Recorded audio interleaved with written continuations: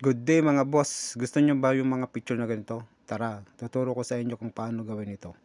Una ay punta lang tayo sa ating Google at i-type ang Gemini.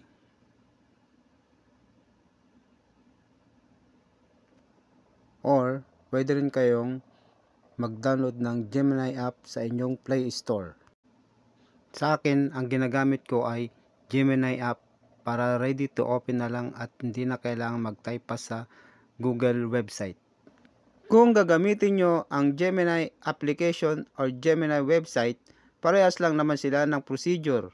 Kung nandito ka na sa image nito, pindutin lang ang cross sign at antayin lumabas ang gallery. Kapag nandito ka na sa iyong gallery, pumili ng iyong picture.